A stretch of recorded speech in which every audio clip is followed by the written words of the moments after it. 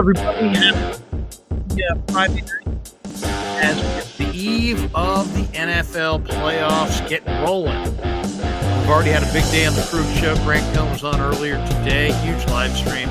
Quite over 1,100 people in the stream. And now we are going to switch gears and talk a little bit about the Seattle Seahawks with Mr. Seahawk himself, Dave Softy Mahler from KJR in Seattle. Now we're waiting on Softy. He's going to check in just a minute. So let's hit the chat. See what people have to say. Gold Rush 1849. We're just with the Larry. There you go, Gold Rush. Let's see. Oh, this one. Giants Niners fan. I just realized it's Softy, not Salty. I miss Salty from call-in fame. Salty has gone to the the big stream in the sky. So I love Salty, but it is not Salty. It's Dave Softy Mahler as senior softball games. R.I.P. Salty. Woodpit 420 says, Larry, you're late. Don't be lazy. Don't be lazy. That's me imitating the coach, Bill Urbanek, the late Bill Urbanek, who's my good friend and my mentor. He said, Larry, you don't know how hard work. You don't know what hard work is, boy. Don't be lazy. Don't ever be lazy. So we are not being lazy. What else do we have in the chat? We've got this one, Christian Harvey, Niner fan in Georgia. Hype. What's up, Christian? How you doing? Welcome to the Krueg Show. Welcome everybody to the Krueg Show. Jesus says, Niner gang. Bomber T, the old dog Softy.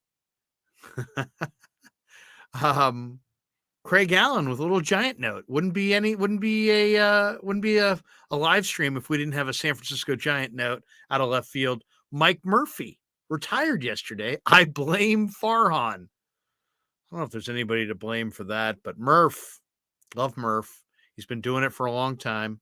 Now he can enjoy his dog and some peaceful hours on the peninsula and just be a Giants fan. Murph's been doing it since they came west. I mean, seriously, you got to go back. Murph's been there every step of the way. So, you know what? Probably it's time for Murph to go do something else anyway. Calba says, R.I.P. Salty. I loved it when he'd tell Tolbert that he didn't know what he was talking about when it came to basketball because Salty watched a lot of games. Nick Carachillo, thoughts on Lamont Wade? I cannot believe the Giants are going to start Lamont Wade at first base. I don't get it. I'm not getting it. There's not a lot of power there. There's not a lot of speed. There's not a lot of defense. Somebody's like, he gets on base. He had a 305 on base percentage last year. He's never hit 20 bombs. He's never stolen 10 bases. I don't understand why Farhan Zaidi is such a believer in Lamont Wade. So, well, that I don't get. But, there's a lot of time between now and opening day, and who knows, maybe that will change. But this is the setup as we're waiting on Softy. The Niners are 13-4. The Seahawks are 9-8. And the Niners are trying to do what they couldn't do last year, and that's beat a team 3 times. Last year, they blew a 10-point lead in the fourth quarter against the Rams, and they lost 20-17 in the NFC Championship game. And the Rams went on to the Super Bowl, and the Niners season ended. So the playoffs have been described as bittersweet. It's sweet because if you move on, man, it's great. But it's bitter because if you lose, the season's over. And not only is the season's over, and that group will never really be together again. I mean, there's always a lot of turnover in the NFL. So when it's over, it's over. All right. On that note, I think I see him in the green room. He's joining us from the vehicle tonight. Dave Softy Mahler from KJR. Softy, how are you? Unbelievable, dude. You are really putting a crimp in my evening, pal. I'm at a company holiday party that had to get canceled about 2 weeks ago because we had like an inch and a half of snow. and people freak out in this city when we get an inch and a half of snow. Right. So they had to reschedule it, and they rescheduled it for tonight. I could be kissing my boss's ass, and instead I'm sitting here talking to you. Just ridiculous. Unbelievable. Do you enjoy kissing your boss's ass? Only if it works. When it doesn't work, I want nothing to do with it. But it's been working lately, getting a couple extra days off, playing some extra golf. Dude, literally right now, I am outside the University of Washington. I am backing up out of a parking lot. I can't see a freaking thing. I'm trying to jump on the road here. I'm driving while talking to you on video. I don't know if this is illegal in San Francisco, but it's definitely illegal in Seattle, pal. Well, come on. You can hang with us. All right, let's get right into the matchup. 49ers trying to make it 3 straight over Seattle. Yeah. They beat them in week 2, 27-7. They won up there 21-13 in the middle of December with Brock Purdy in a much closer game. Yeah. What do you expect to see third time around? I think it'll be a closer game, but I don't think the Hawks have the firepower to finish this thing off, man. I just think the Niners are way more physical. They're a lot deeper on offense than the Seahawks are on defense. And I think if I'm a betting man, I'm probably playing the under and the Seahawks plus the points in this game, to be totally honest with you.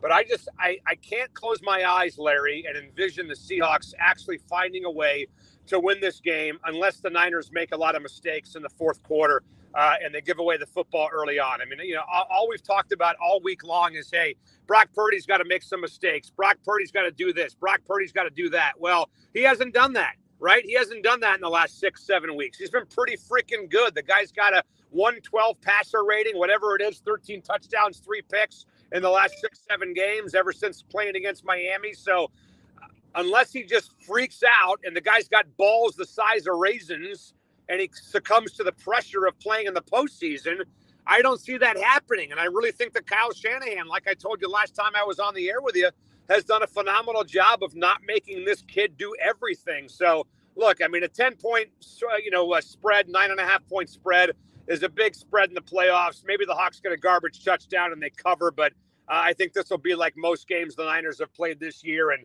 they'll be comfortably in the lead in the fourth quarter. Well, we got Dave Softy Mahler with us, and GTC Real says, driving while analyzing with Larry. Right. Damn, Softy's right. Damn good. All right, Softy. People out here have ever heard of your show on YouTube? Hey, you guys ever heard of Larry Krueger? You know? Nobody? Okay. All right. They don't know who you are. All right, let's get right into this. What was the talk this week on your show? Are people really thinking that that there's a change? I mean, are people calling up saying, Dave, I think they can pull the upset and here's how they do it? Yeah. Or is it like, has this already been a good year for you guys and you're kind of looking at this game as, you know what, if you win, it's gravy, but you got a top 5 pick. You may have found a quarterback. You had a great draft, maybe the best in the league. Right. And, what kind of dialogue did you get on KJR this week? Yeah, I mean, I think most Seahawks fans would bet that the season comes to an end on Saturday, right? And I think most people are in that mindset that it's just going to be too much to win this game and pull off the upset as a 9.5-point dog. And no matter what happens on Saturday, the season's been a massive success. I mean, Vegas had them at 5.5 wins and they won 9, right? I mean, they obviously way eclipsed what Vegas thought the team was going to do. And not just that, Larry, but also finding and identifying key pieces that can be a part of this football team for the next 3 or 4 years. I mean, Tariq Woolen, right, was a freak at cornerback. Yeah. Abe Lucas at right tackle. Charles Cross at left tackle. Kenny Walker, Boye Mafe, Kobe Bryant, guys like Michael Jackson, blah, blah, blah. So my kind of goal when the season began was I just want to get a bunch of positions kind of crossed off. So when the Hawks go to training camp in July, I'm not worried about competition and a lot of open spots. And I think they've done that this year. So this year is a success no matter what. I mean, I would just ask you, how many teams have lost a Pro Bowl caliber quarterback like Russell Wilson and made the playoffs the next freaking year? And the Seahawks did that. What they did with Geno Smith was stupid. Geno Smith is not that good a quarterback, yet the guy threw for 4,000 yards, 30 touchdowns, and led the freaking league in completion percentage. So what they've done with him has been amazing. So I think there's some rah-rah, diehard Homer Seahawks fans that look through green and blue glasses and think the Hawks are going to win this game on Saturday. but those are probably mothers and fathers and parents of players playing in the game, to be honest with you. Friends and family. Hey, what's give me your rundown on Schneider and Carroll. How long does Carroll have left? Is he a made man and he can write his own deal? Yeah. And how's Schneider viewed? How was he viewed coming into this year, Dave? And now on the heels of such a good off season, how's he viewed? Yeah, Pete Carroll's like Tony Soprano. Only way he's going down is if somebody shoots him in the head. That's the only way he's going down. Pete Carroll has the best job in the NFL, man. He's got total control of the Seahawks organization. Everything stops with him. There's not one big decision with this franchise made without Pete Carroll's say-so. He may as well be the goddamn owner of this team. I swear to God. So he's got an incredible job. He's got total ownership over this entire franchise. The only reason why he would ever leave is if he wants to retire and spend more time with his grandkids. So he's got a hell of a deal. He's not going anywhere. He's 71, but he acts like he's 41. John Schneider was taking some heat. So was Pete Carroll from the Seahawks fan base for their drafting in the last few years, and they went out and killed it in this year's draft. So I think Pete Carroll has earned himself a reprieve in some ways. He's kind of earned a stay of execution, if you will, from some of the fans in Seattle who saw an old man. The NFL had passed him by. He wasn't creative. He wasn't able to kind of, rethink his approach and, kind of get with the times. And he went and hired a 40-year-old offensive coordinator in Shane Waldron. He got Sean Desai to run his secondary, and he had a hell of a draft. So, yeah, I think Pete Carroll is here to stay for as long as he wants to be here. The thing that jumps out to me when I look at these two teams is that the 49er defense has held Seattle's offense to one touchdown drive on 20 offensive possessions. Dave, Right. Who's the key, outside of Geno, obviously, who's the key guy tomorrow for them offensively? DK Metcalf, because they have to take advantage of that matchup with your secondary. They don't get the ball to DK Metcalf 15 times, and they're freaking idiots in this game tomorrow.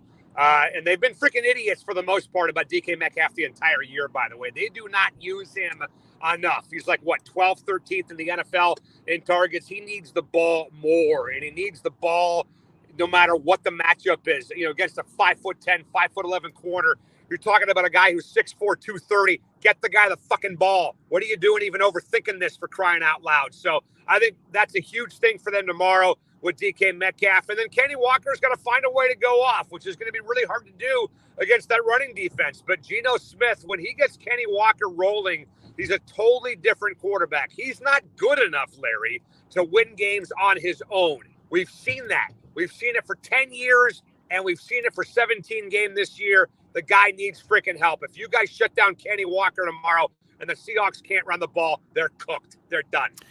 It's interesting. I agree. I think the Niners will shut down Walker, but I love Walker. Let me ask you, Dave, because you guys are leaning on a rookie runner, 2 rookie offensive tackles, 2 rookie corners, and a rookie pass rusher in Mafe. Have you seen these guys get worn down? Because these guys have played a lot. I don't know about Walker, but the rest of the guys have played a lot of football. Are they showing any wear and tear as the season's gone on? Oh yeah, it's like doing this interview with you, getting worn down. I was hoping this would have been over 5 minutes ago, but we're still talking. So you can tell my performance is starting to wane. You can tell I'm getting kind of sick and tired of being here, getting kind of bored. I want to hang the fuck up and move on and go do something else. No, I'm totally kidding. I love you. I'll be here all night.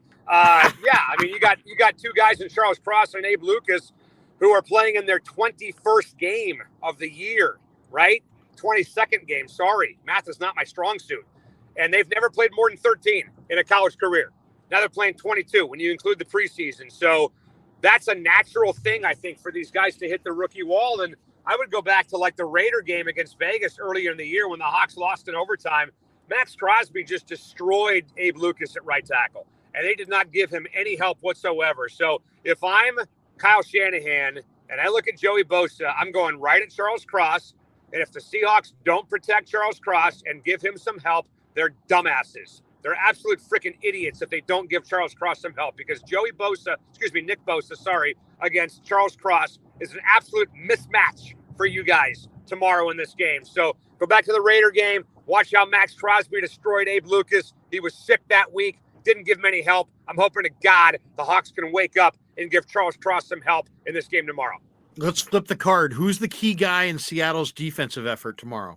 Probably Darrell Taylor. Darrell Taylor in the back half of the year has been unbelievable. I mean, he's been getting after the quarterback big time. He was a guy who had a great year a year ago and then kind of didn't do anything. And then we started ripping him, and all of a sudden he woke up. Like, our influence is that great. But Darrell Taylor has been really almost unblockable in the last half of 2022. So I would say Darrell Taylor, if he can't get home on Brock Purdy tomorrow, that's going to be a big problem because the Hawks really don't have a great pass rush. Al Woods missed the first game, the big run-stuffing defensive tackle, and now he's back again tomorrow. So those two guys on the defensive front. And then on top of that, Larry, Jordan Brooks, your best linebacker, is out for the year. He's not going to play. He's got a torn Achilles. So you got guys like Cody Barton and Tanner Muse playing linebacker for the Seahawks. So that linebacker core is pretty weak right now. If you can find a way to get to the second level of that defense, there's big chunk plays to be had against the Seahawks tomorrow. But I would say that pass rush, Darrell Taylor's got to have the game of his life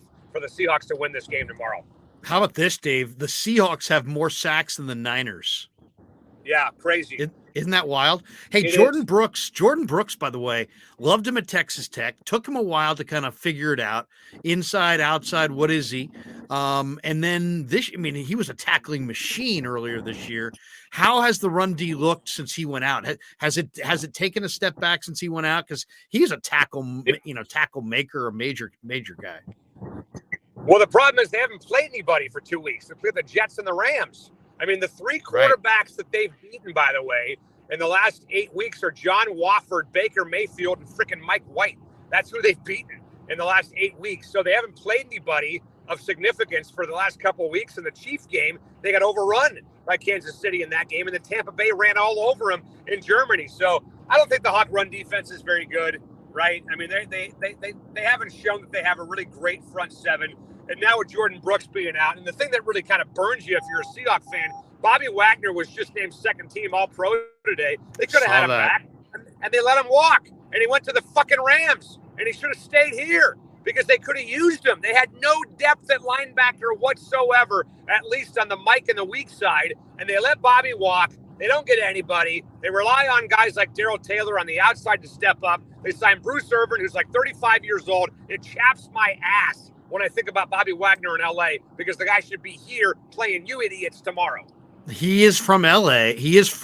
But he's a lifelong Seahawk out of Utah State, one of the greatest picks in the history of the franchise. Why did they let him go? Is it simply are they that up against the cap? Yeah, they were up against the cap, and they thought he was done.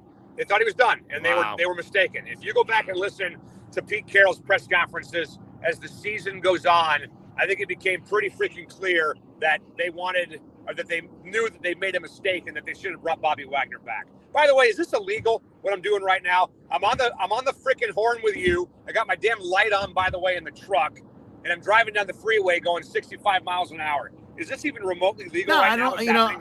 I think there's been some, as Chevy Chase said in Fletch, I think there's been some changes to the law. To the law.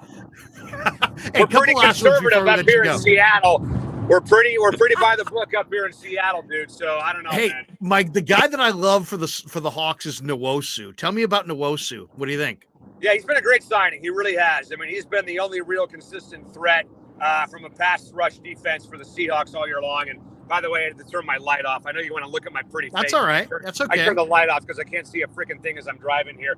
He's been a really good signing, number 10 for the Seahawks. So him and Darrell Taylor, 10 and 56, have been just about their entire pass rush so far this year. And the signing of Bruce Irvin kind of really shows you where they were, that they had no choice but to go talk a 30-plus-year-old out of retirement who was sitting on his couch at the start of the year to come play outside linebacker for the Seahawks and tell these young guys how to play football. But Nwosu and Darrell Taylor have absolutely been the only real consistent pass rush threats they've had all year long. Couple last ones, Dave, and then we'll let you get on with your night. Have you seen Brock Purdy play outside of the game against Seattle? Yes. I think he looks phenomenal. Does he remind you at all of Russell at all? A little bit, but I think he might be actually a better pocket presence in this stage of his career than Russell Wilson is, but he doesn't have the athleticism. I mean, nobody's going to deny that Brock Purdy has the athleticism that Russell Wilson had when he was 24 years old. That'd be ridiculous. The one comparison I would totally make between him and Wilson is that both guys were brought in and they were not asked to do everything. meaning when Russell Wilson showed up, he had Marshawn Lynch, he had Golden Tate, Doug Baldwin, Sidney Rice, Zach Miller, and the highest paid offensive line in the NFL and the best defense in football. Let's fast forward now to 11 years later. Brock Purdy's got Christian McCaffrey. He's got Deebo Samuel. He's got a good line. He's got George Kittle. He's got maybe the best defense in the NFL. This is unbelievable to me how Brock Purdy, as a rookie, is being brought in to almost the exact same situation as Russell Wilson was in 2013, where everything is already there for him when he showed up, and he does not have to do everything. I'm surprised, honestly, Larry, that more teams don't follow that model. Build the rest of the team first, and then get your quarterback. Absolutely. Are the Seahawks going with Geno next year, or is that top pick going to be a C.J. Stroud? Is it going to be a Will Levis? Is it going to be do you want it to be a quarterback, Dave? Do the fans there want it to be a quarterback, or do you like Geno and you want it to be a star at another spot? I like Geno on a short-term deal. I don't like him on a long-term deal. I think you have to draft a quarterback no matter what in this year's draft. Now, they may like an Anthony Richardson. They may like somebody else later in the draft. I don't know if they're sold on C.J. Stroud. I honestly like C.J. Stroud at the pro level better than Bryce Young, to be honest with you, from my perspective. But that's just my take and my cup of tea. Right now, they're picking number 5 if they want C.J. Stroud. He's probably going to be there at number 5. I think they would have rather had Will Anderson out of Alabama because they can get a quarterback late in the draft. But I just think this, man, I think no matter what you do with Geno Smith, nothing you do with Geno Smith should impact what you do on draft day at quarterback. You want to take C.J. Stroud, take him. You want to grab a guy later in the draft, grab a guy later in the draft. You sign Geno Smith to a team-friendly 2-year deal, $50 million, middle of the road, $25 million a year contract, and you don't let that impact anything you do on draft day whatsoever. Michael Penix is going to be what kind of an NFL quarterback? I think he's going to be a really good NFL quarterback, but he's got to have a line to protect him, right? I mean, and he's what, 2 years away? He's got one more year at UW, and he's coming out in 2024. He is awesome, man. He's got a gun. Well, look, he's got a freaking cannon for an arm. That's the difference. Michael Penix has a laser for an arm. And I'm not even talking about post routes, go routes, fly patterns. I'm talking about balls across the field, seam routes, tight windows, things like that. The ball gets there fast. Mahomes-like, Well, yeah, and look, it's easy for anybody to say, well, he's got to have an offensive line. And I get that. It's kind of an obvious point, but there are quarterbacks that can wiggle out of trouble. I mean, even Aaron Rodgers is kind of a sneaky good quarterback with his feet, stepping away from trouble. Aaron Rodgers doesn't get sacked a lot for exactly that reason. This Husky offensive line, Larry, I'm telling you, there were games this year where Michael Penix didn't even have to take a shower. He was barely touched, for crying out loud. So if you give Michael Penix protection and you give this guy time to set his feet, his arm strength is absolutely world-class, man. There's no doubt. Senior softball game says, ask Softy if the Seahawks would take Trey Lance for their number 1 next year. No. You high? Seriously? Is weed legal in the Bay Area now like it is up here in Seattle? It's got to be, right? I mean, there's not a chance in hell the Seahawks would take Trey Lance for that number 5 pick overall in the draft. I mean, would you be interested in Trey Lance at all? Would you be interested in him at all? I'm not sold on Trey Lance whatsoever. I mean, think about what you guys gave up to the Dolphins to move up and get him right at number 3. I know, it's a lot. You gave up 2 extra first rounders and a third, I think, whatever it was. But that's the kind of deal I think the Hawks might be looking for to move out of that number 5 pick, man. So no, I want Trey Lance for the 5. What are you, crazy? Get out of here. All right, let's get your predictions and then we'll get out of here. Give me your thoughts on who do you like getting out of the AFC, and obviously, and then we'll start there. Who do you like getting out of the AFC? Yeah, I like Buffalo out of the AFC. I just think Buffalo's on a mission from God, like the Blues Brothers, man. They are on a freaking mission from God. So I think it sucks for them that they got to play the AFC Championship at a neutral site stadium.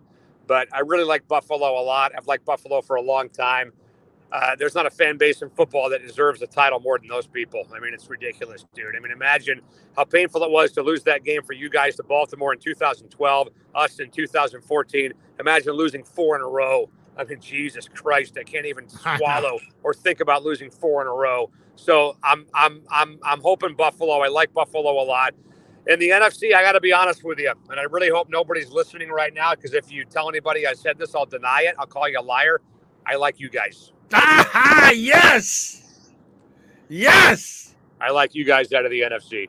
Dave Softy Mahler from Seattle's own radio leader KJR picks the fucking Niners. That's right. And you know what? My predictions are horrible, so you're fucked.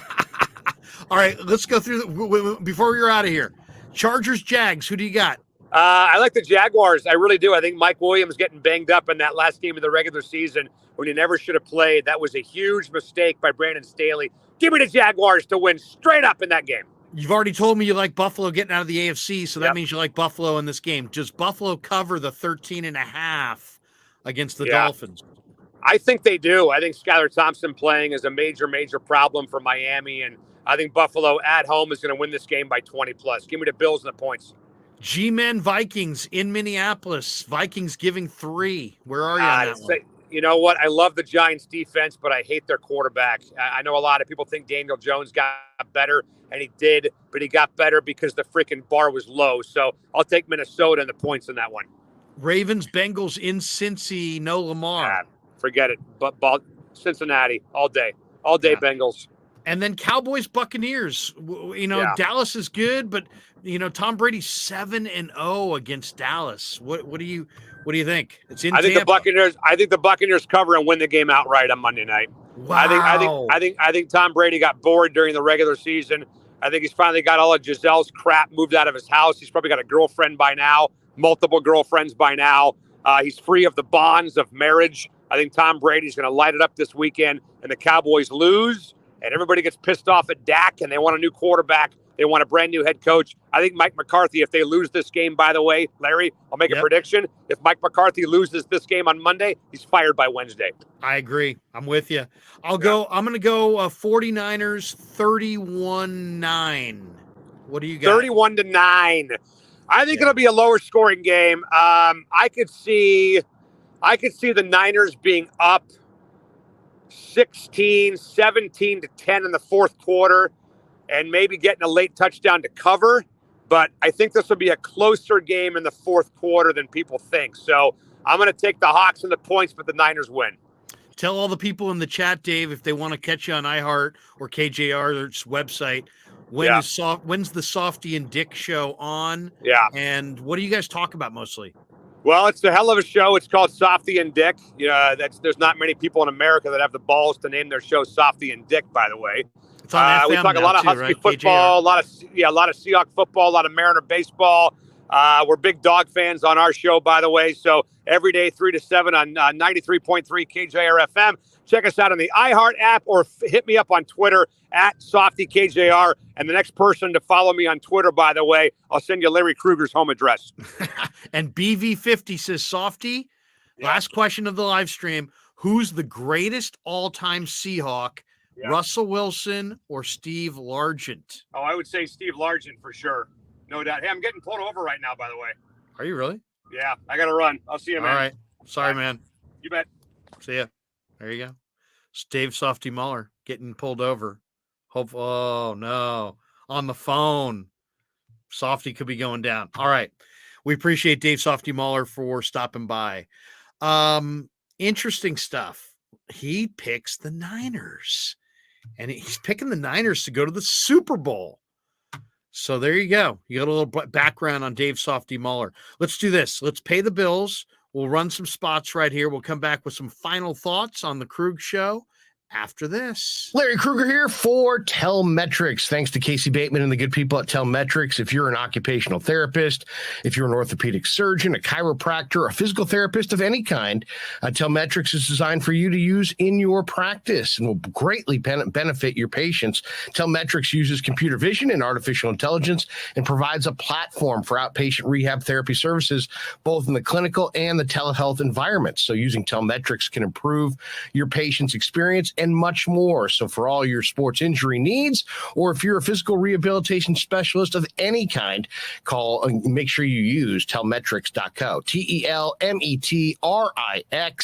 TELMETRIX.co. And thanks to Casey Bateman and all the good people at Telmetrics for being a proud sponsor of the Krueg. I'd like to thank our sponsor, Dan Coach Emilio. Dan is a buddy, and he is a phenomenal retirement planning specialist. And you can contact him today at securemoney.com or at his number, 925-628-9966. There's a lot of uncertainty in our world right now, and you want to make sure that your money is secure. That is the key. Danny's got 25 years of experience, born and raised right here in the Bay Area, and he can help you get an immediate 10% premium bonus on your principal retirement account. So give him a call, 925-628-9966.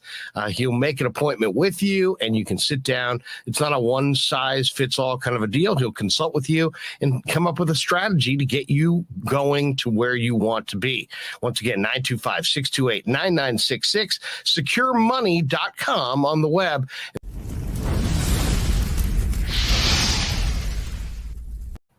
And thanks to Tony Cassera and the good people at Cassera's Italian Menswear. They are housing the Krueg Show t-shirts, and they're a proud sponsor of the show as well.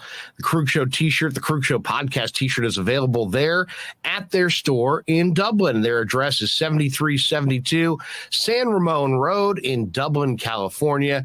And go see Tony Cassera and get yourself a Krueg Show t-shirt and support the show. And special thanks to our sponsor, New York Style Italian Sausage. That's right, NewYorkStyleSausage.com is their website. Phenomenal product, whether it's the breakfast sausage, the Italian mild, the Italian spicy, the chorizo. You cannot go wrong with New York Style Italian Sausage. Once again, NewYorkStyleSausage.com, often imitated, never equaled. And they are a proud sponsor of the Krueg Show. Thanks to them as well. We grew up with a Sunday dinner. That means no matter how busy you were, no matter where the hell you were, you came to dinner on a Sunday night. Yeah, Sunday dinner without sausage, it's like a church without God. You know, how can you go to church if you don't believe in God? You know, and along with the sausage also became the discussions. That was discussion night. You know, it wasn't a typical family that you sit there and you're quiet, you know, and you don't talk with a mouthful. Oh, no, man. Italians talk when they're eating. Italians even talk when they're sleeping. And definitely we talk with our hands. So if we can't express it through our mouth, through our lips, we express it with our hands. So, and that's what sausage is, really. It's an expression, you know, that life is good.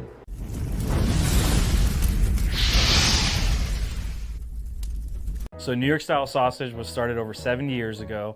We are the largest producer of fresh Italian sausage on the West Coast. What makes our sausage in New York style is really the recipe came from back east, from New York, you know, from Connecticut. If you look at all of our labels, there's maximum 4 or 5 ingredients, which we're really proud of. There's no preservatives, no MSG, fresh in, fresh out. The pork comes in fresh, goes out fresh. There's never any freezing throughout the process. We've always used fine quality cuts. We're never gonna deter from that. It's one of the reasons why our sausage is so good. I guarantee you put our sausage up against anybody else's from a flavor standpoint, no one will beat it, hands down. Hey, do yourself a favor and do me a favor. Go buy a package of the New York style Italian sausage. Guaranteed you will love it. Guaranteed.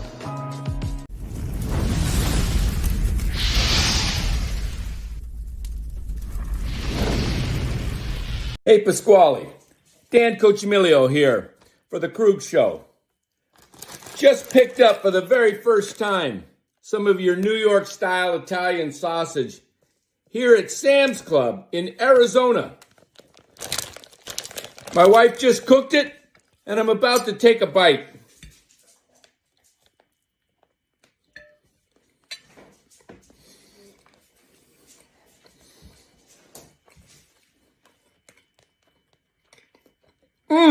Man, this is good. Pasquale, when you winked and said you guaranteed we love it, you're right. This stuff is absolutely amazing. Best sausage I've ever tasted.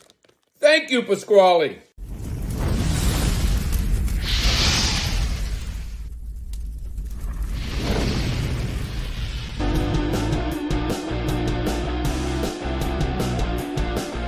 Welcome back to the Krueg Show, everybody. Larry Krueger finishing up on a Friday night, getting ready for a big day of playoff football tomorrow. I'd like to thank Dave Softy Mahler. Let's go back to the chat. Bomber T said, no shit, did he really get pulled over? I feel bad for Softy, man. So I sent Softy a text. I said, really? Pulled over by the Seattle cops? I said, sorry about that, bro. I didn't mean to get you in trouble. He says, all good. The guy knew who I was from the radio and let me off. So there you go. Dave Softy Mahler has Seattle clout. I think what happened was Seattle, the Seattle police heard that he picked the Niners and said, you know what? This guy's no longer one of us. Let's pull this guy over right now. Mike Fuss says, I could see Brock Purdy throwing the ball less than 15 times this game, and the Niners soundly beating the Seahawks, similar to the 2019 playoffs versus the Packers and Vikings. What do you think? Well, the Seahawks are terrible against the run. They lost Jordan Brooks 3 weeks ago. They are giving up 150 yards per game. If the 49ers want to just commit to the run, I think this could be a 200-yard rushing attack day for the Niner offense if they want. But I think they're gonna have a little bit more balance. I think they're gonna trust Brock to throw it a little bit more than you're thinking, more than maybe Kyle trusted Jimmy in those 2019 playoffs. So I'll say it won't be quite that. I'll say Purdy throws. I'm going to say gets more closer to 18 passes. So maybe 3 or 4 more than that. But I think your thinking is good. I really do. Senior softball game says, I hope Softy wasn't pre-partying. Well, I guess he's off at this point. GTC Reels, the cops were listening on YouTube and they heard Softy pick the Niners, then said, screw it. He deserves this ticket. Giants Niners fan. I love Softy Mahler. You got to love Dave. I mean, he brings the energy. That's what I love about him. G. Martinez. I see Purdman throwing 26 times. Purdman? I don't know if can we go Purdman? I don't know about Purdman. G. Martinez, unless it's a Chicago monsoon.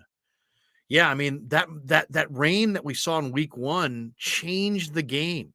To the point where we had Grant Cohn on earlier today, and he suggested that maybe the 49ers will buck their trend, and instead of deferring taking the ball to the second half, they may take the ball in the first half to try to get a lead, because the rain is supposed to be aggressive in the morning, a lot of rain early. By kickoff, they're saying it's going to let up. Then they're saying it's going to come in a bigger storm, maybe in game. So maybe the second half of the game could be, I don't think it's going to be as bad as what we saw in Chicago, because I think this surface at Levi's is going to drain better than what they have at Soldier Field. But that's just a guess. That was a quagmire. That game got out of hand because of a couple broken plays, and then the field was in such bad condition, the Niners couldn't come back. GTC Reels makes a donation. This is for Softy's ticket. It's only right. Softy didn't get a ticket. So does that mean you want that back? Yeah. GTC Reels, our senior softball game says to GTC Reels, if he was pre-partying, he'll need more than that. Yeah. Well, I don't think Softy got off, so he's okay. Bomber T says, hopefully Softy wasn't slamming beers. I don't think he was. Now we got this one. Wood Pit 420. Don't resist, Softy. Stop resisting. Oh, unbelievable. GTC Reels. Don't tase me, bro. Oh, man. Ace 2009. Excuse me. What is this? That's not mine, officer. That's good. That's a good one. We've got this one from Eddie. He says, you think Pasquale would get a ticket if pulled over? Nah, come on. Once Pasquale busted out the Pasquale lingo, they'd say, get out of here, kid. GTC Reels. No, but if Pasquale said to the officer, is that a New York-style sausage in your pocket, or are you glad to see me? That probably wouldn't go over that well. Yeah, there you go. G. Martinez says Softy's doing a bit. Well, he might have been doing a bit. I'll never put it past a veteran radio man to do a bit. It didn't sound like a bit, but it could have been a bit. Let's see.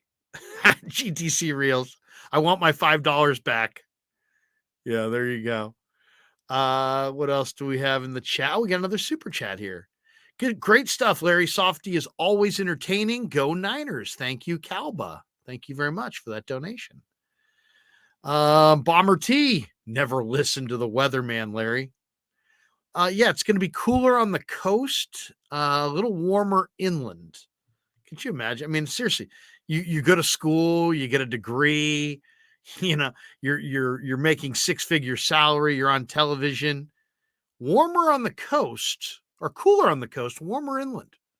It's going to be some morning fog, and then it should burn off, and then it could come back later in the day. It's like, what? You're making a 6-figure income for that? Anthony says, hello, Larry from Spokane, Washington. Say hello to my my nephew, Henry. He's up at Gonzaga covering the Zags. BV50, Larry, does Caceres ship your t-shirt? Oh, you know what? On the t-shirts, no, they will not ship them. But if you would like a shirt, I just ordered 50 from Caceres. They're going to be in. And they're $25 plus shipping, and we'll figure out the shipping here next week when I pick up the shirts. But Tony, who creates the shirts, was ill. Then it was the holidays. I didn't want to pressure him.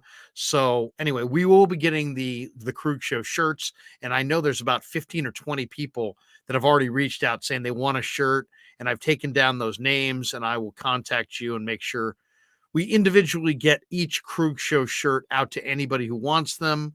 And they're $25 plus shipping. And I don't know what shipping is going to be. And it may be variable from where you are. I got to look that up too. But we may be able to buy a certain size envelope and get like the same shipping rate no matter where you are. We'll have to see. But I'll look that up.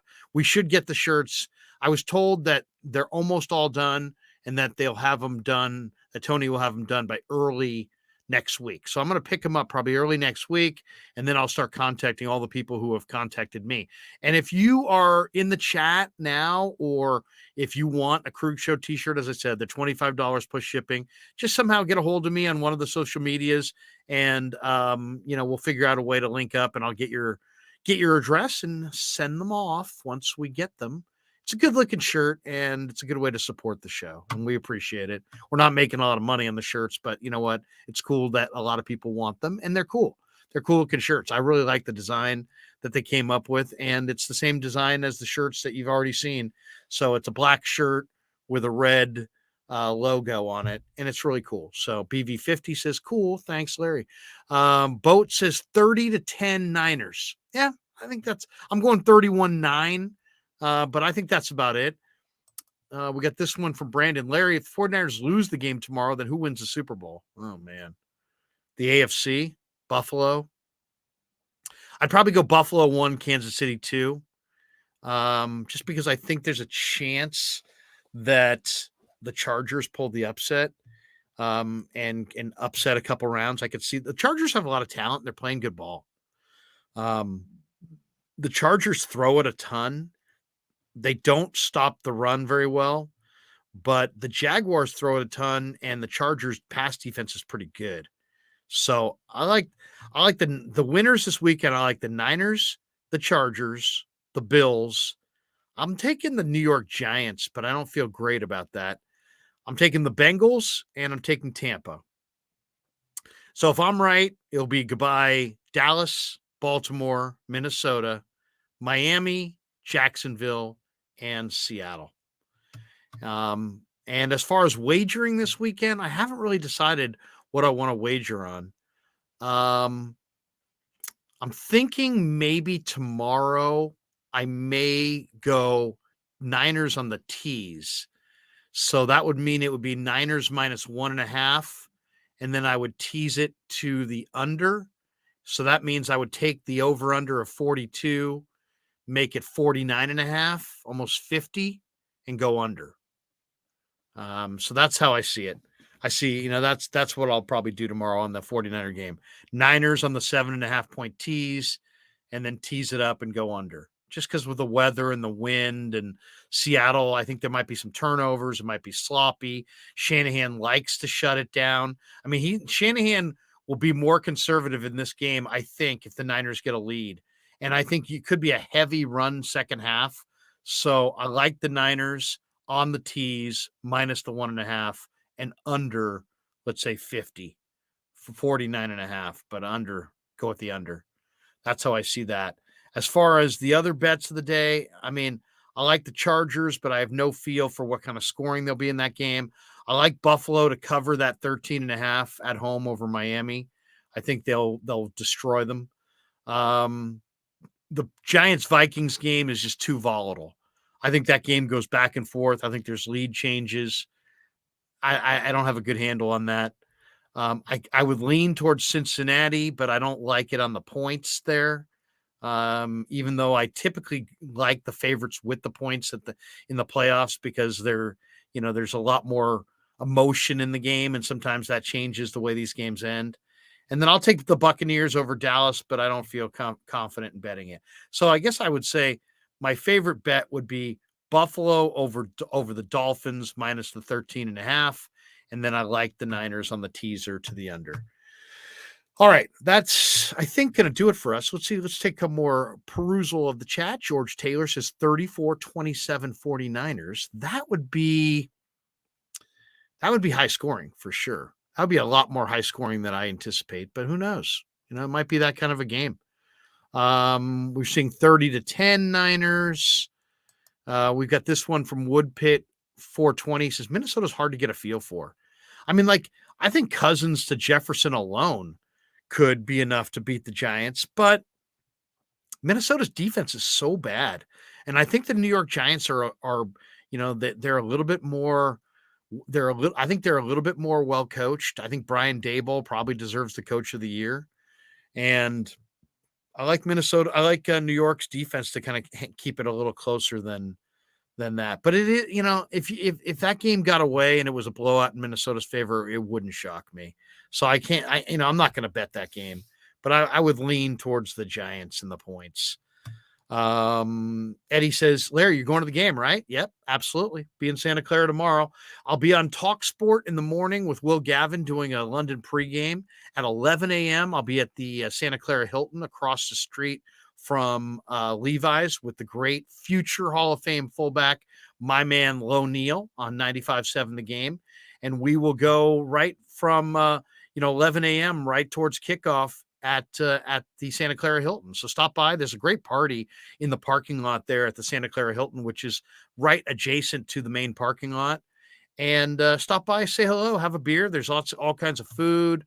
We're brought to you by Jim Beam and Harris Ranch Beef. And there's a lot of great food in the parking lot, great booze. People are having a good old time. So stop by, say hello, and give me and Lo Neal your thoughts on your way into the game tomorrow. And then I will be back with you tomorrow. We'll do a post game for the London audience from the locker room on Talk Sport.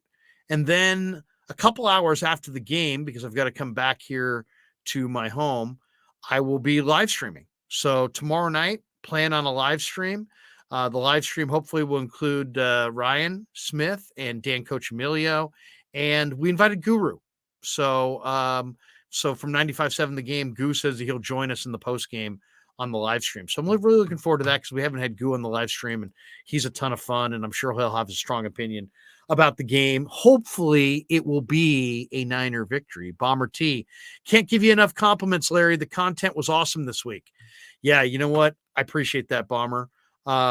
If you go to the YouTube channel, The Krueg Show, man, we've got a bunch of stuff up. Jordan Willis, Dre Greenlaw, Drake Jackson, Robbie Gold, Tay Martin, and many, many, many others that we talked to over the last, we've done a lot this week, but we've also talked to them throughout the year. So we've done stuff really every single week. So there's a lot of interviews there. One of my favorites is Ray McLeod, who told me that he loves the 50 Cent song High All the Time. He likes to listen to it right before he goes on the field. So maybe I'll listen to that on the drive down to do the pregame tomorrow. A little 50 courtesy of Ray McLeod. BV50 throws a nice little compliment. He says, Larry, you're a real pro. Thank you. Yeah, I'm really enjoying doing these football interviews and bringing you 49er content. Mark Graves said the Robbie Gold interview was great. Thank you. I really enjoy it. Bomber T says Ray gives the most entertaining interviews. Yeah, I mean, Ray is the man. He absolutely is the man. G. Martinez says Larry's burning the midnight oil. No, not tonight. I mean, tonight, man, 7:52 at least on the West Coast. We're early. In fact, what my plan for the night, I normally would do a stream tonight with Danny and Rye after the Warrior game, talk a lot of Warrior hoops. But I think I'm gonna, it is the playoffs. I want to watch the game from last week one more time. But I would encourage everybody who's in the chat to like and subscribe. If you hit like, that just helps the YouTube algorithm and more people kind of find the shows, which is very cool.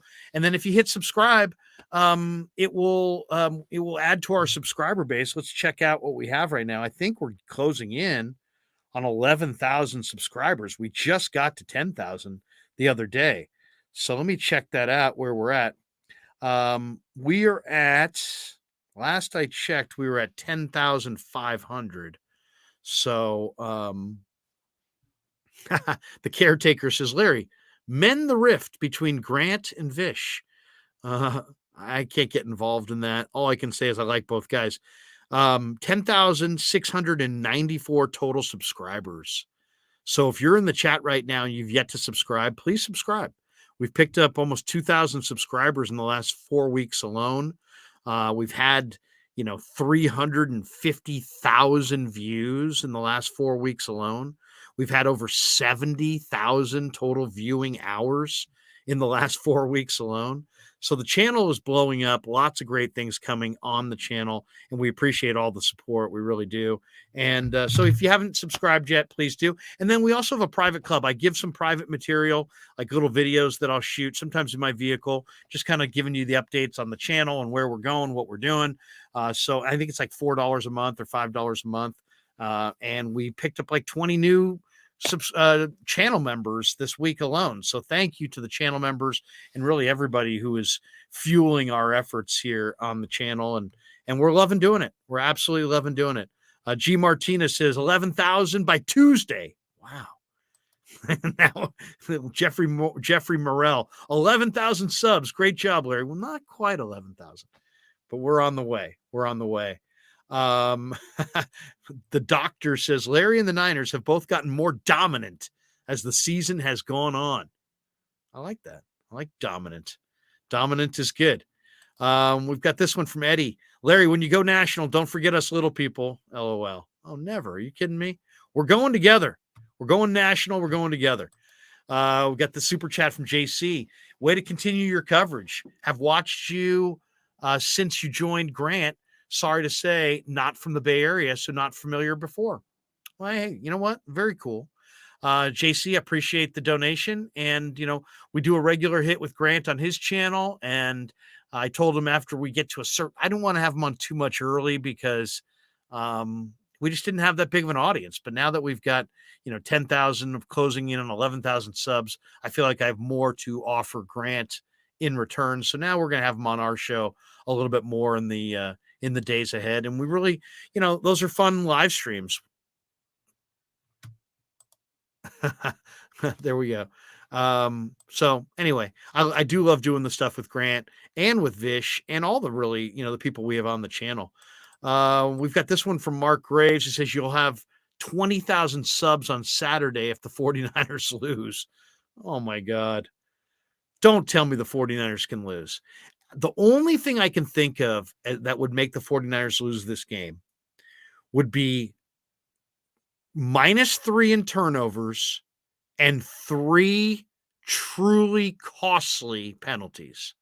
If they had 3 really costly PIs or, personal fouls or whatever, and then like we saw in the Chicago game, right? A couple broken plays, some bad penalties that extend drives, and, a couple turnovers, and boom, boom, boom, you look up, you lost. And the Bears sucked, and you're way better. And then you had to get on a plane and fly home. So, that's the thing. I mean, I would say the Niners win this game unless the penalties kill them and they're -3 in turnovers. -3 in turnovers, you can lose to anybody. Brandon says, Larry, how do you gain access to be able to interview the players? Do they only give out a limited number of press passes? Yeah, I mean, you have to have a press credential, and then so that means you have to have a press affiliate. I'm working part-time for 95.7 The Game. I'm doing stuff for Talk Sport out of London, so I have a couple different non Krug show YouTube media, ties, and that's what gets me in. But yeah, generally you need to have some kind of pre-approved media credential. You apply for it typically at the beginning of the year, and then there's different levels of it. But yeah, then they usually give you locker room access. And the great thing is, I've had a cameraman a lot of the year. I've done a lot of the filming with my phone. The beauty of technology and the iPhones and the camera work, it's so good now that you can bring high level images, without having, a huge camera crew and lighting and this and that. And we've done some really incredible stuff. As I said, check out the YouTube channel. I mean, I had a guy call me the other day, a buddy of mine from college, who's like, dude, I've been following your YouTube channel and I didn't even know it was you. I'm like, come on, man. And he's like, yeah, I just been following. I'm such a Niner fan. I've been watching it, and I binge watch and this and that. I've watched all these interviews, and I just want to tell you, I love what you're doing. So this is a guy I've known since college. You didn't even recognize my goddamn voice on the thing or my name. But anyway, so people find this stuff and they find it, in all different reasons and ways. So, but I'm really proud of the content we've provided. I got to say, I mean, I enjoy being on the radio. Don't get me wrong, but I really enjoyed doing the video interviews in the locker room this year, probably more so than anything I've done in media, just from the standpoint, I think it makes you better. I think it makes you better when you talk about a game and you're critical, like I am, like we are. When you have to face up the people that you're being critical about, I think that's a good thing. I really do, because you're always going to be a little bit more big talk, all hat, no cattle. You're going to talk a big game if you never have to face somebody up. If you're going to talk trash about somebody and then you're going to go in the room the next day, you better be pretty buttoned up. You better be pretty accountable. And you better be ready to have people kind of tell you that they don't like what you're doing or whatever. I just kind of try to remember that when I'm talking to the guys, I'm trying to get them to tell their stories. I think the goal of every one of the interviews that I'm doing in these locker rooms is to make you guys, the fans, want to buy a Ray McLeod jersey because now you can relate, or you want to buy a Drake Jackson jersey because you heard a story about him, you can relate, or you want to buy a Jordan Willis jersey because you love the way he plays and you heard his interview and you can relate to him. To me, I've had somebody contact me on the YouTube earlier this week and be like, man, I want to buy the Ray McLeod jersey because, man, I heard your interviews with him and I really like Ray. And I was like, damn, man, that's why I love doing this. Because why do you like any player? Because you find out something about him that you like, that you can relate to, that you think is cool. And then you want to kind of represent that and you want to wear his jersey. So I thought that was so cool. So cool. When I heard that this week, I was like, yeah, all right. That's what I want to do. I want to do interviews with these guys and get you to see what they're really like. And then you can decide, hey, man, yeah, the guy might be a good player and not a superstar player, but who cares? If you love him, you love him. If you want to back him, you want to back him. If you want to wear his jersey, you wear his jersey. I think it's cool. I think it really is cool. So, yeah, tatted up gamer dude. Really love your coverage, brother. Subscribed a little bit ago. Tatted up. Thank you, man. Appreciate you. Larry, who are your sleeper impact players on both sides of the ball tomorrow? That's a good one. Let me go to my depth chart here. Take a look at.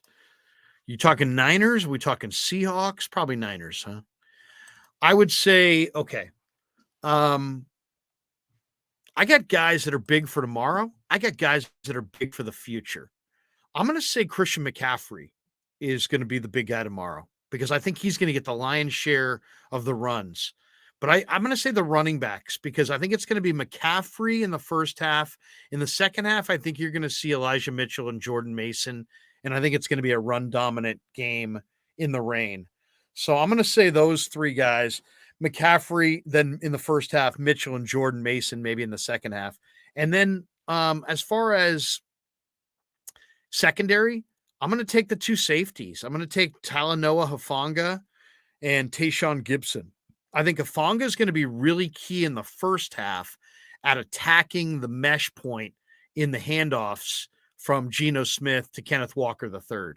And I think he's going to blow up a play in the backfield just by, he's so good in that cover 3, lurking off the line of scrimmage, timing his blitz, attacking the mesh point, disrupting the run. I love Hufanga against the run. And in this game, they're going to try to establish Kenneth Walker. Don't allow them to do it. Take him away. Use Hufanga to do that. And then once the Niners get a lead, I like the combination of Hufanga and Tayshaun Gibson as far as ball hawks in center field, picking off passes and putting this game on ice. So that's how I see it. Those are the guys that I think are going to be key. And as far as Seattle goes, I think a real key guy for Seattle is going to be the receiver, Tyler Lockett. He's an awesome route runner. I mean, you have to respect this guy's route running ability. Tyler Lockett is a tiny player. I mean, seriously, he's borderline too small for the NFL. He's 5'10", 182. He's tiny. He's not even 5'10". He's probably 5'8", 5'9" and change, 182. He's tiny, but man, he's got great route running ability. He's got a great rhythm going with Geno Smith. He can run these stop routes, these little pivot routes, these little nothing routes where he just kind of feels the soft spot, turns around, and the ball's there.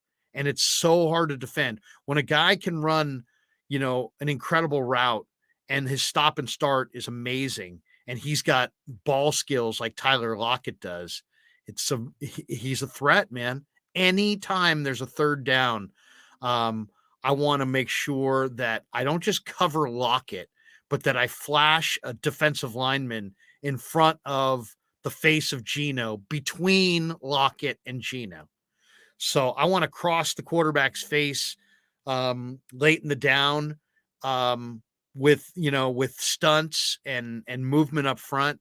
So you're giving them more than just there's Lockett and against Lenore, or there's Lockett against, whoever, Janoris Jenkins.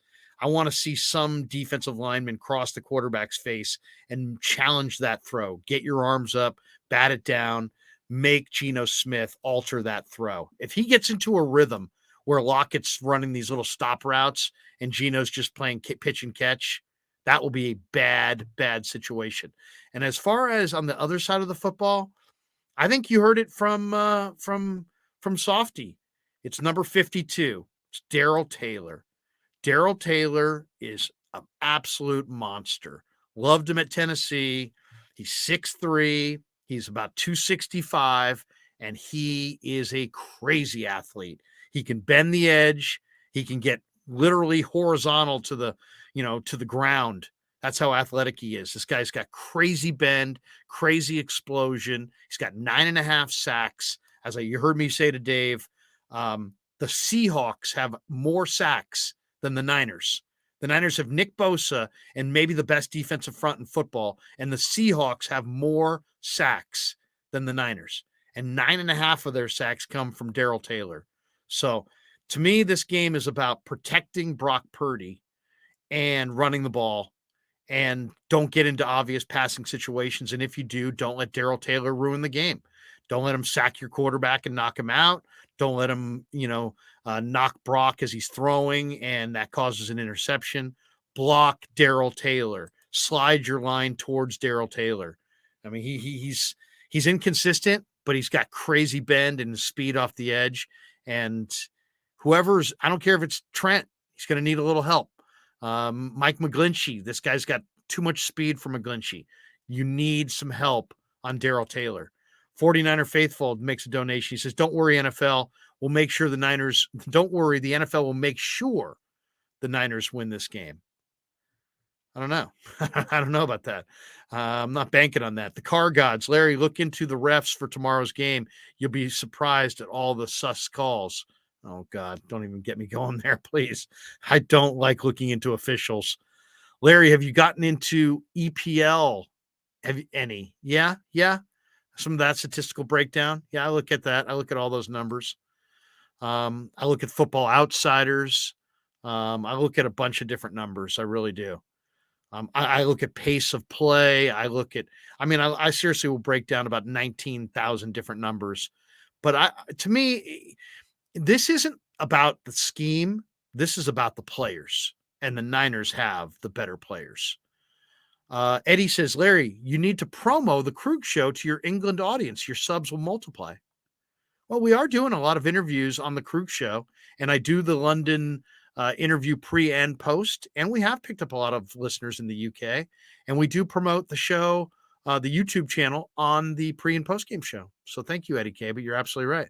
That's something we should do and do. Oh, there you go. The caretaker. I want a Drake Jackson jersey after sitting next to his dad. Yeah, man. Drake's the man. Very cool. Very cool. Very cool guy. Wait, I want to see Drake do a flip tomorrow. Waveware says, I'm waiting to see what Kalia Davis brings us. He may be a beast. Well, bad news is Kalia Davis isn't going to go this year. They closed that window. They shut him down. So it won't be until minicamp you see Kalia Davis. But here we are. What's the date today? January 13th. Mark it down. Kalia Davis is going to be a force. He's going to be a force. I have not seen too many guys who are 295 that run like Kalia Davis. He's a great interior pass rushing prospect with an incredible motor. It's all about, can he get healthy, show up in camp, and they got something there. They really got something there. JC says defense holds them to less than 32 as the offense will score 38. I don't see Seattle scoring 32. I really don't. I'd be shocked if they get to 20. I mean, seriously, look at Seattle against this defense. I don't think so. BV says, Larry, who scores first and how? I think it's going to be Seattle. I'm going to say Seattle on a touchdown.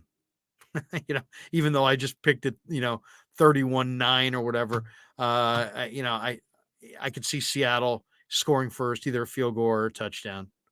And then the 49ers have allowed a lot of early touchdowns, and then they tighten it up and they make adjustments. Second half, they start playing lots of games up front. And, the one thing, Seattle's got a really good line. This kid Lucas is nice. Cross is a monster, but they've played a lot of football games, and they're, rookies. Their guards are strong, really strong. Gabe Jackson, the former Raider, Damian Lewis, the former star at LSU, big road grading guards, very strong. So it's going to be hard to get push inside, but I think their tackles, I think the 49ers can put a lot of pressure on Seattle's offensive line by playing stunting games. Matt 268 throws a $2 super sticker. Not exactly sure what the super sticker is, but I appreciate it. Jose says, I subscribe now. All right, Jose. Thank you, man. I appreciate it. Appreciate everybody in the chat. Sam Guile says, Larry, since the Niners feature the run after the catch, how does the weather impact the game? The weather impacts the game just because every pass could go off somebody's fingertips, and it's harder to hold the ball, and there may be a few turnovers. So that's the key, minimize the turnovers. It's the NFL. In college, the better team is going to win more times than not. In the pros, you turn it over 3 times. I don't care if you're the better team or not, probably not going to win. So they cannot be. The Niners led the NFL in turnover margin this year. They should be plus on the turnover table at the end of the day. If by chance they're minus, that will be a bad sign. If they're -1, they'll win. They're -2, they'll win. They're -3. I don't know. That's the key. The Car God says, this channel is legit. People, please subscribe and like and post awesome channel, Larry. Appreciate you. Appreciate you, Car Gods. We're doing the best we can. We're putting up a lot of good 49er content. We hope you guys are enjoying it. Eddie says Niners need to top 17 points, at least three of the 5 playoffs. We've barely hit 17 points. Even then, 20 won't be enough. The 49ers, since Brock Purdy has taken over, are scoring 30 points a game plus. It's probably closer to 35 a game. So, you know what? That's the nice thing about Brock Purdy. You know, he's not just a game manager. They're taking shots down the field. I really believe in Brock. I really do. And I think he's going to play well. The Krueg Show just hit 10,700 subs. The new guy turned it up to 700. Thanks. Hey, that's awesome. That is awesome. The Car God says, in Purdy, we trust. Mitchell and Ness is a good one. Hey, Larry, just curious, what kind of omelet do they have at the game? What choices do you have? Dude, it's an omelet bar. It's an omelet bar. So you just walk up there, and then they'll tell you. I usually go like Denver omelet. So I'll go like onions, peppers, ham, little cheese, and some mushrooms. Onions, peppers, cheese, mushrooms, a little bit of ham. But you can go bacon bits. You can go sausage. They've got linguiça. You can go spinach if you want to be one of those, get super spinachy in there. You can do that. But yeah, I'll have you never know. Maybe the playoffs, maybe will do something different. But I think ultimately it's going to be an omelet. And who doesn't like an omelet? It gets you nice and set up for the day. And G. Martinez, chorizo? Yes, chorizo. Though you know what? Chorizo early in the day might be, I'm there for a long day, so I don't go chorizo. I don't want to take too many risks with my omelet early in the day.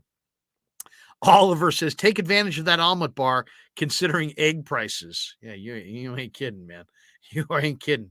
I was trying to make a dish on Christmas that needed some eggs, and we're out here in the creek. I went to Safeway, no eggs. I had to drive out to Clayton, to the Safeway in Clayton to get eggs. So nobody's fooling around there. All right. Thanks to everybody. That's going to do it for us. Hour and 12 minutes into the live stream. 300 people still hanging in the room. We appreciate every single one of you. If you could like and subscribe, we would appreciate it kindly. And other than that, check us out tomorrow for a little Krueg Show live stream after the game. Guru will be by, Danny, Rye. Should be a lot of fun. Go Niners. And wait a second, a couple more live stream. Sam Giles says, great show. Waveware says, cheers, Lair.